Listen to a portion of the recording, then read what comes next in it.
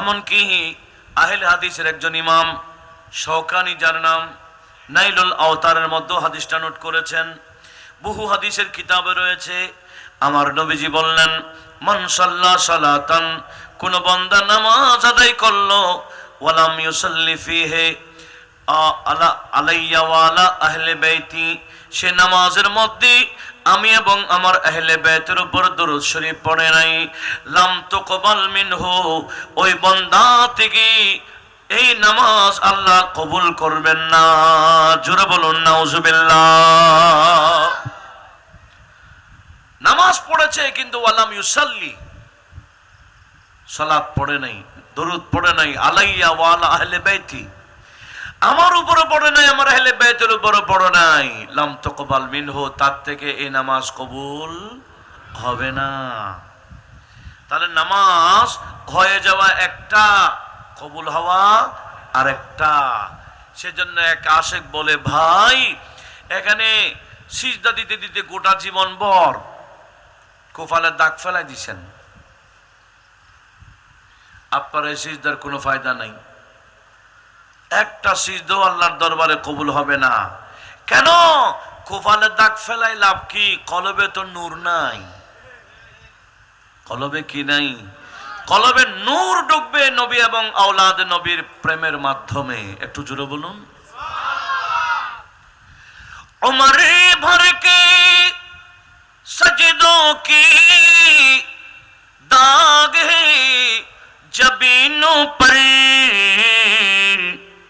दिल तेरा मगर यजीदी, दिल तेरा मगर यजीदी, नूरे हक से खाली है, दिल तेरा मगर यजीदी, नूरे हक से खाली है, सलातुनिया।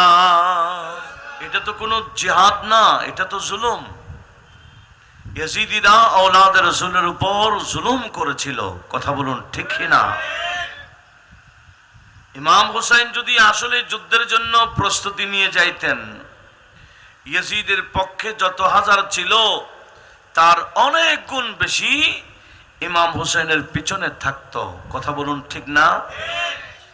উনি তো আসলে কোনো যুদ্ধের জন্য যান নাই, ওনাকে দাওয়াত দেওয়া হয়েছে, কুফাবাসীরা দাওয়াত দিয়েছিল বারবার, উনি জাস্ট দাওয়াতে গিয়েছিলেন, যার কারণে যুদ্ধের কোনো প্রস্তুতি ওনার ছিল না।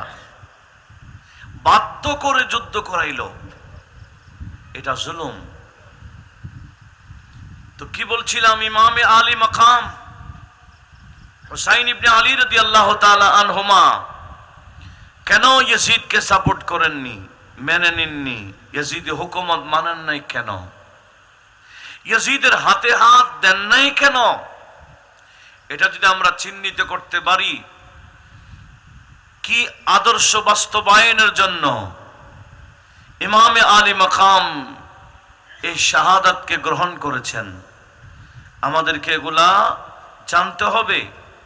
জেনে এই আদর্শগুলো আমাদের ব্যক্তিগত জীবনে, পারিবারিক জীবনে, সমাজ জীবনে বাস্তবায়ন করা লাগবে। যদি করতে পারি তাহলে দুনিয়াতেও আমরা শান্তি পাবো, কবরেও শান্তি রয়েছে, ইনশাআল্লাহ আখিরাতেও নাজাত পেয়ে শান্তির ঘর দারুস সালামে আমাদেরকে আমাদের আল্লাহ স্থান দিবেন। একটু জোরে বলুন ইনশাআল্লাহ।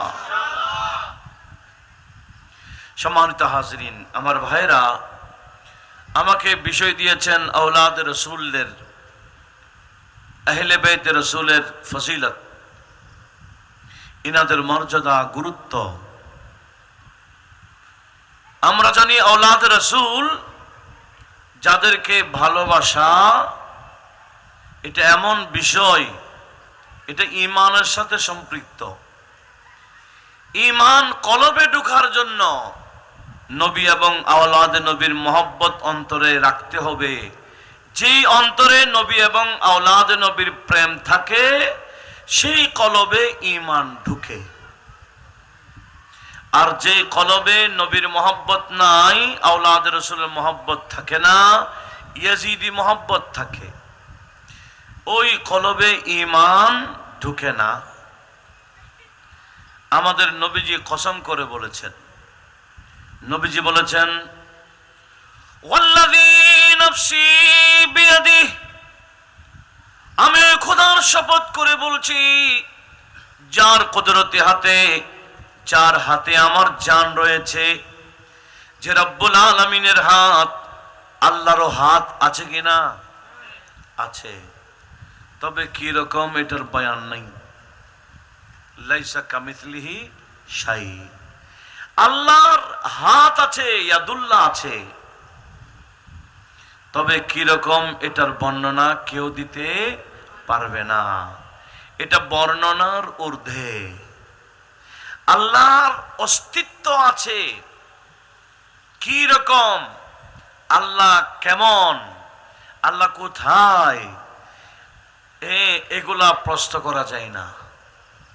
আমার আল্লাহ এরকম প্রশ্ন করা থেকেও ঊর্ধ্বে। একটু জোরে বলুন। জামান, জমিন, মাকান, মাকিন, এগুলো সৃষ্টির জন্য। এই যে কাল, এই যে স্থান, এগুলা কার জন্য? সৃষ্টির জন্য। আর আমার আল্লাহ কি সৃষ্টি না স্রষ্টা? এই কাল থেকে, স্থান থেকে, উপর এবং নিচে থেকে, ডানে এবং বামে, সামনে পিছনে, এগুলো সৃষ্টির জন্য। আমার আল্লাহ এগুলা থেকেও ঊর্ধ্বে। একটু জোরে বলুন। লক্ষ্য করুন, আমার নবীজি বললেন, যার হাতে আমি নবীর জান রয়েছে, সে রব্বুল আলামিনের শপথ করে বললাম, লা ইয়াদখুলু কালবা রাজুলিন আল ঈমানু, কোন বান্দার কলবে ঈমান ঢুকবে না, হাত্তা ইউহিব্বানি, যতক্ষণ আমি নবীকে মহব্বত করবে না। আমি নবীকে মহব্বত না করলে কলবে ঈমান ঢুকবে না। ওয়ালা ইউহিব্বুনি, আর আমি নবীর মহব্বত অর্জন হবে না। আমি নবীর মহব্বত করলে, মৌখিক বললে হবে না, আমার মহব্বত পাবে না। হাত্তা ইউহিব্বা যাবি, যতক্ষণ আমি নবীর যারা যাবি আছে, আমার যারা নিকটতম আত্মীয় আছে, আমার যারা একেবারে কাছের আত্মীয়, ইনাদেরকে ভালোবাসলেই আমার ভালোবাসা পাওয়া যাবে। আমার নিকটতম আত্মীয়কে ভালোবাসলেই আমার ভালোবাসা পাওয়া যাবে। আর আমার ভালোবাসা পাইলেই কলবে ঈমান ঢুকবে। এবার বলেন, ইয়াজিদি মুসলমান আমাদের দেশে আছে কি নেই? এরা কি ইমাম হুসাইনের স্মরণ করে? ইমাম হুসাইনের কারবালার মাহফিল করে? ইমাম হুসাইনের কারবালার পক্ষে ইমাম হুসাইনের আদর্শের কথা কি তুলে ধরে? এরা সুযোগ পাইলে ইয়াজিদের শান গায়। কথা বলুন, ঠিক না? এরা সুযোগে কার শান গায়? ইয়াজিদের। এরা, এদের পরিচয় হলো এরা ইয়াজিদি মুসলমান। সেই 61 হিজরি থেকে পর্যন্ত ধারাবাহিক মুসলমানদের দুইটা দল, দুইটা ধারা এখনো বিদ্যমান। একটি ধারার নাম হুসাইনি মুসলমান, অপরটার নাম ইয়াজিদি মুসলমান। অনেকে ইয়াজিদি মুসলমান বলতে সাহস পাই না, এমনি মনে মনে ইয়াজিদি মুসলমান। কিন্তু আমরা মনে মনে হুসাইনি না, আমরা অহংকার করে শুকরিয়া আদায় করে বলি আমরা হুসাইনি মুসলমান। এটা আমাদের পরিচয়। আর এই মহাভারতে যিনি ইসলাম প্রচার করেছেন ব্যাপকভাবে, আজ থেকে 900 বছর আগে, খাজে খাজগা, বন্দা নওয়াজ, গরিব নওয়াজ, সুলতান হিন্দ, খাজা মাইনুল মিল্লাত ওয়াদ-দ্বীন, খাজা মাইনুদ্দিন হাসান আজমেরি রাদিয়াল্লাহু তাআলা আন, উনি বলেন, এই হিন্দুস্তানের মুসলমান, আমি যে ইসলাম তোমাদের মাঝে প্রচার করছি, এই দ্বীনের নাম হুসাইনি দ্বীন। দ্বীন আস্ত হুসাইন, দীপনা আস্ত হুসাইন। ইয়াজিদ এবং ইয়াজিদিরা ইসলামকে তো শেষ করে দিয়েছে, দিনকে বরবাদ করে দিয়েছিল। ইমাম হুসাইন রক্ত ঢেলে দিয়ে ইসলামকে আবার জান দিয়েছেন, পানা দিয়েছেন, আশ্রয় দিয়েছেন। সেজন্য এই দিনের অপর নাম হুসাইনি দিন। একটু জোরে বলি না সুবহানাল্লাহ। আর আমরা ওই দিনের অনুসারী। আমাদের ইসলাম ধর্মের মধ্যে অনেক ফেরকা আছে। তার মধ্যে একটা ফেরকার নাম আহলে সুন্নাহ ওয়াল জামাআহ, যাদেরকে সংক্ষেপে সুন্নি বলে। কি বলে? সুন্নি। আমরা মুসলমান সুন্নি, এটা আমাদের পরিচয়। সুন্নিদের অপর নাম হুসাইনি। সুন্নিদের অপর নাম কি?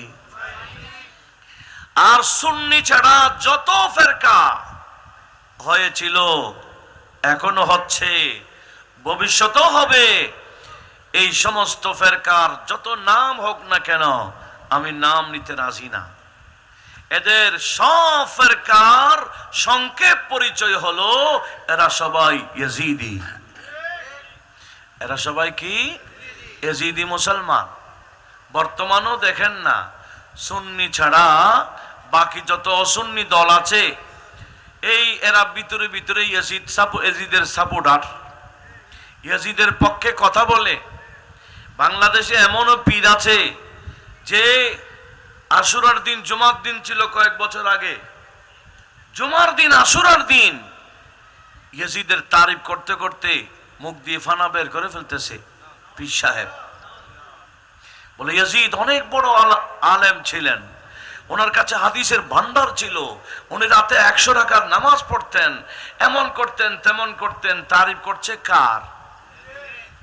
তাহলে ওই পীর সাহেব, উনিও পীর, কিন্তু আমরা চিনি ওনাকে ইয়াজিদি পীর হিসেবে। ওনার নাম কি? ইয়াজিদি পীর। আর আমরা যাদের হাতে হাত দিই, ওনারা হলেন হুসাইনি পীর। একটু জোরে বলুন। এগুলো চিনতে পারলেই আমাদের এই দুনিয়ার পরীক্ষায় পাস হওয়ার সুযোগ আছে। নতুবা কবরে গিয়ে ইয়াজিদি হয়ে কবরে গেলে একটা সিজদা নিয়ে যাওয়ার সুযোগ নেই। আল্লাহর দরবারে একটা সিজদাও কবুল হবে না। ইয়াজিদি কলব নিয়ে যদি মারা যায়, গোটা জীবন ভর সিজদা দিতে পারে, একটা সিজদাও আল্লাহর দরবারে কবুল হবে না। এই সিজদাগুলো আল্লাহর দরবারে কবুল হওয়ার জন্য কলবটা হুসাইনি কলব বানাইতে হবে। এই কলবে আওলাদ রাসূলের প্রেম আবশ্যক। সেজন্য নামাজের মতো গুরুত্বপূর্ণ ইবাদতেও নবী এবং আওলাদ নবীর উপর দরুদ শরীফ অ্যাড করা হয়েছে। কথা বলুন ঠিক কি না? এটা কি সালাম পীর আবার পরে বলেন? নবী এবং আলে নবীর উপর দরুদ শরীফ কি সালাম পীর আবার পরে না আগে? নামাজের বাহিরে না ভিতরে? তাহলে কি বুঝছেন? আমাদের দেশে অনেকে বলতে পারেন, ভাই নামাজে দরুদ শরীফ পড়া তো সুন্নাহ, এটা ওয়াজিব না ফরজ না, এই দরুদ শরীফ না পড়লে নামাজ হয়ে যায়। মুফতি সাহেব নামাজ হয়ে যায় ফতোয়া দিতে পারেন, কিন্তু আমাদের নবীজি ফতোয়া দিয়েছেন নামাজ কবুল হবে না। কি বলেছেন? নামাজ হয়ে যাওয়া এক কথা, কবুল হওয়া আরেক কথা। আপনি ফরজ আদায় করেছেন, ওয়াজিব আদায় করেছেন, যথাযথ সুন্নাত আদায় করেছেন, নামাজ হয়ে গেছে। ভাই নামাজ হয়ে যাওয়া একটা, কবুল হওয়া আরেকটা বিষয়। ইমাম বাইহাকি আস-সুনানুল কুবরার মধ্যে হাদিস নোট করেছেন। এমনকি আহলে হাদিসের একজন ইমাম শওকানি, যার নাম নাইলুল আওতারের মধ্যে হাদিসটা নোট করেছেন। বহু হাদিসের কিতাবে রয়েছে, আমার নবীজি বললেন, মান সাল্লা সালাতান, কোন বান্দা নামাজ আদায় করলো, ওয়ালাম ইউসাল্লি ফিহি আলা আলাইয়া ওয়া আলা আহলি বাইতি, সে নামাজের মধ্যে আমি এবং আমার আহলে বাইতের উপর দরুদ শরীফ পড়ে নাই, লাম তুকবাল মিনহু, ওই বান্দা থেকে এই নামাজ আল্লাহ কবুল করবেন না। জোরে বলুন নাউজুবিল্লাহ। নামাজ পড়েছে কিন্তু ওয়ালাম ইউসাল্লি, সালাত পড়ে নাই, দরুদ পড়ে নাই, আলাইয়া ওয়া আলা আহলে বাইতি, আমার উপরে পড়ে নাই, আমার আহলে বাইতের উপরে পড়ে নাই, লাম তুকবাল মিনহু, তার থেকে এই নামাজ কবুল হবে না। তাহলে নামাজ হয়ে যাওয়া একটা, কবুল হওয়া আরেকটা। সেজন্য এক আশেক বলে, ভাই এখানে সিজদা দিতে দিতে গোটা জীবন ভর কোফালের দাগ ফেলাই দিছেন, আপনার এই সিজদার কোনো ফায়দা নাই, একটা সিজদাও আল্লাহর দরবারে কবুল হবে না। কেন? কোফালের দাগ ফেলাই লাভ কি? কলবে তো নূর নাই। কলবে কি নাই? কলবে নূর ঢুকবে নবী এবং আওলাদ নবীর প্রেমের মাধ্যমে। একটু জোরে বলুন। উমরে ভর কে सजदों की दाग है जबीनों पर, दिल तेरा मगर यजीदी, दिल तेरा मगर यजीदी, नूरे हक से खाली है, दिल तेरा मगर यजीदी, नूरे हक से खाली है, सलातुनिया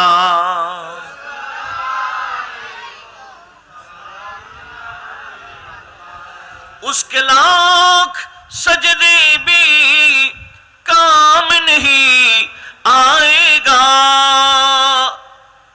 उसके लाख सजदे भी काम नहीं आएगा, अज़मत मोहम्मद से, अज़मत मोहम्मद से क़ल्ब जिसका खाली है, सलातुनिया।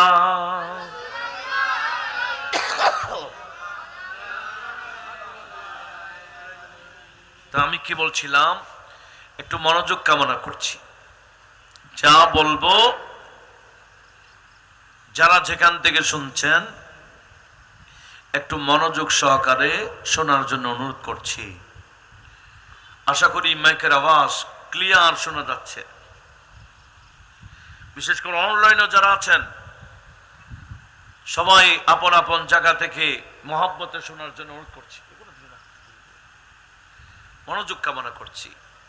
নামাজ তো পড়লে হবে না, নামাজ পড়ার আগে কলবে নবী এবং আওলাদে নবীর প্রেম ঢুকাইতে হবে।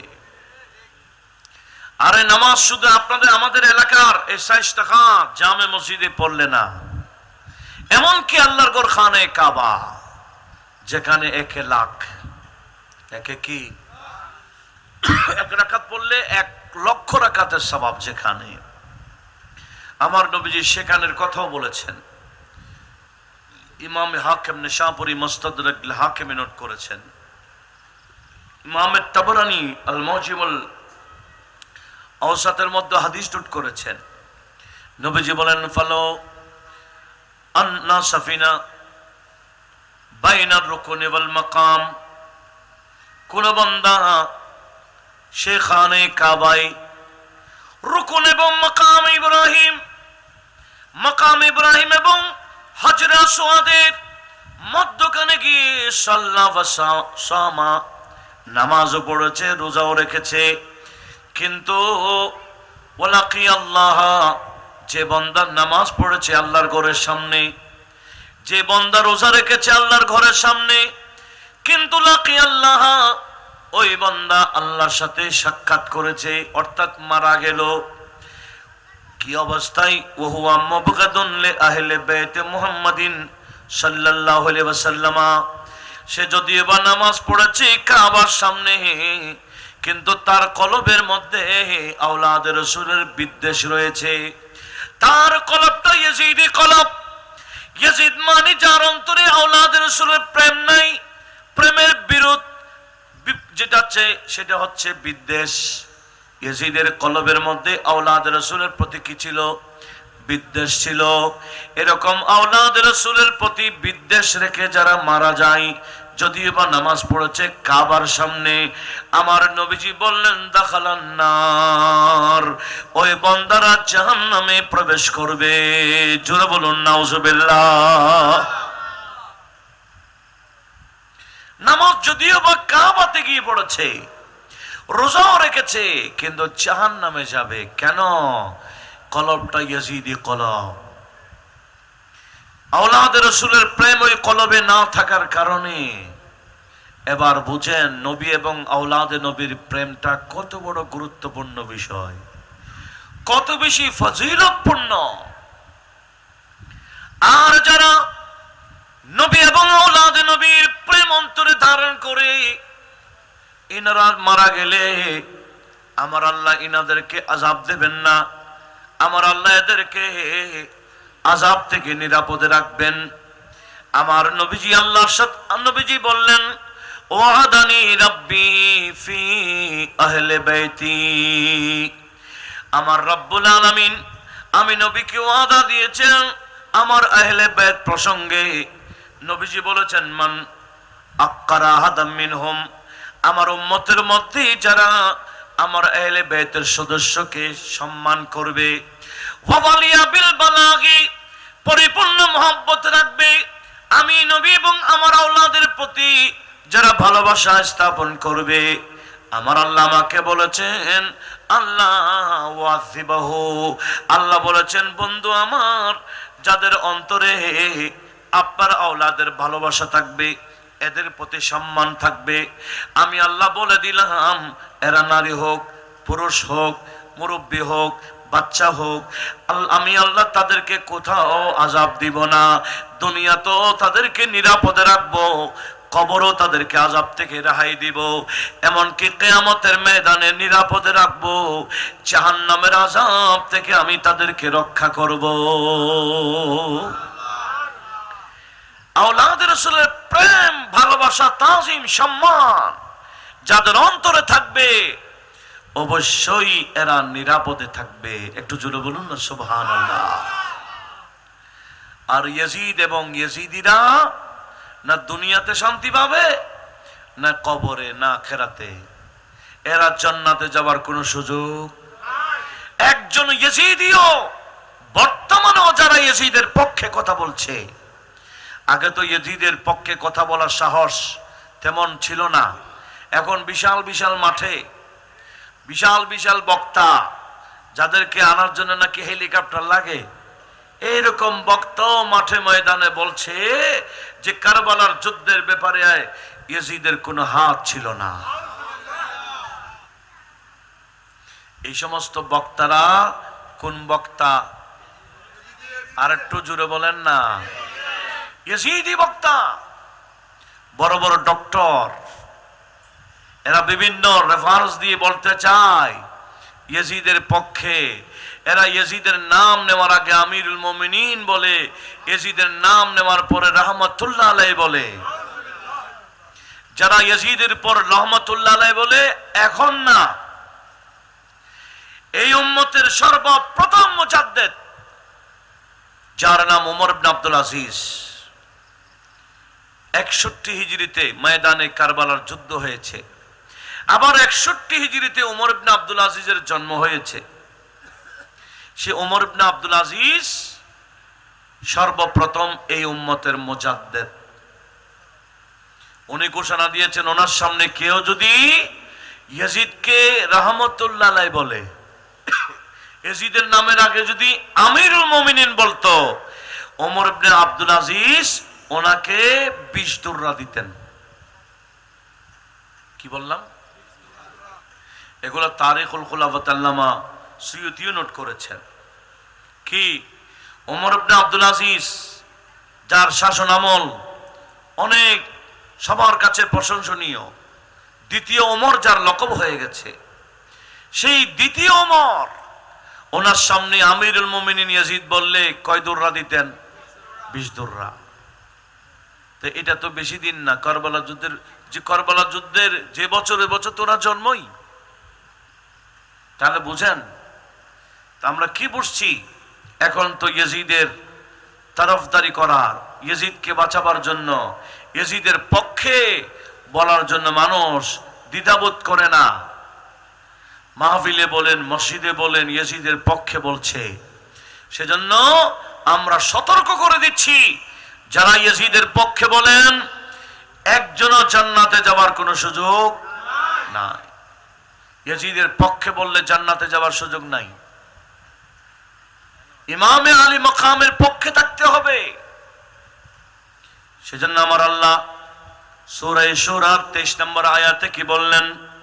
ইয়া রাসূলুল্লাহ, আপনি বলে দিন, কুল লা আসআলুকুম আলাইহি আজরা ইল্লাল মাওয়াদ্দাতা ফিল কুরবা। হে রাসূল, আপনি বলুন, হে আমার উম্মতেরা, আমি তোমাদেরকে বলে দিচ্ছি, যে কুরবানি আমি করেছি, যে ত্যাগ আমি স্বীকার করেছি, কতই না কষ্ট করেছি তোমাদের জন্য, ইসলাম প্রচারের জন্য, কোরআন এটা তোমরা পর্যন্ত পৌঁছাবার জন্য। কোরআনের ওহী যে কত ভারী, শীতের মৌসুমে পর্যন্ত নবী ঘেমে যেতেন, এত ভারী ছিল ওহী। এই ওহী বরদাস্ত করেছেন নবীজি। বলেন, কতই না কষ্ট আমি করেছি, এগুলার বিনিময় আমি চাই না। আল্লাহ বলেন, বন্ধু আপনি বলে দিন, আপনার উম্মতকে বলে দিন, এরা যাতে আপনার নিকটতম আত্মীয়কে ভালোবাসে। আপনি একটাই চান, যে আপনার আত্মীয়কে আপনার উম্মত ভালোবাসুক। ইয়েজিদিরা কি ভালোবাসার প্রমাণ দিছে? এরা ভালোবাসার বিরোধ করেছে, ভালোবাসার বিপক্ষেটা দেখাইছে। শুনেন, এতটুকু আয়াত শেষ না। আয়াতের একই আয়াতে আমার আল্লাহ বলে, ওয়া মান ইয়াক্তারিফ হাসানা নাজিদ লাহু হুসনা। আল্লাহ বলেন, বন্ধু আপনার উম্মতকে এই কথা বলে দিন, আমি আল্লাহ বলছি, আপনার নিকটতম আত্মীয়কে ভালোবাসতে গিয়ে আপনার কোন উম্মতেরা কোন হাসনা কাজ করলে, ভালো কাজ করলে, নাজিদুল্লাহ হোসেনা, আমি আল্লাহ তার হোসেনাকে, সওয়াবকে ব্যাপকভাবে বাড়িয়ে দেব। জোরে বলুন সুবহানাল্লাহ। এই আওলাদ রাসূলের প্রেম প্রকাশ করতে গিয়ে কোন হাসনা কেউ যদি করে, আপনারা বলেন এটা কি হাসনা নয়? হাসনা মানে ভালো কাজেরই। এটা কি কাজ? নাকি বেনসো প্যাকেজ এটা ভালো কাজ? এটাই তো ভালো কাজ। আমার আল্লাহ কি বলছেন? যে আওলাদ রাসূল, আকরাবাই রাসূল যারা আছেন, ইনাদের ভালোবাসায় যারা হাসানা কাজ করবেন, নাজিদ লাহু হুসনা, আমি আল্লাহ তাদেরকে তাদের সওয়াব বাড়িয়ে দেব। একটু জোরে বলুন না সুবহানাল্লাহ। তো আল্লাহর ভাষায় আল্লাহ যেমন মহান, আল্লাহর বাড়াই দেওয়া কি কম? কত বেশি আমরা কি অনুমান করতে পারবো?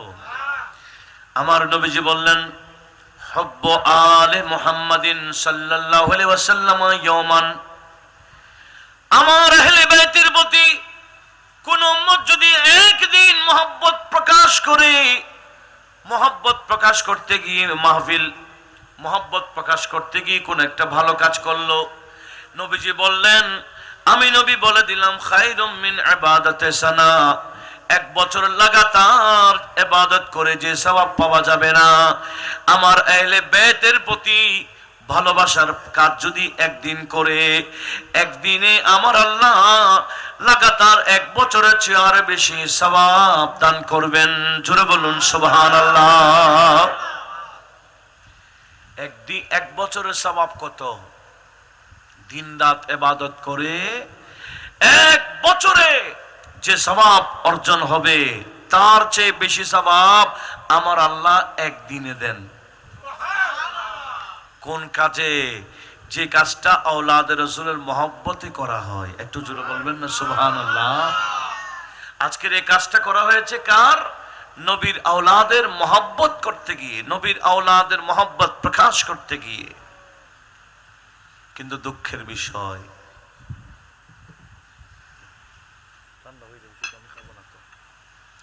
কি বলছিলাম,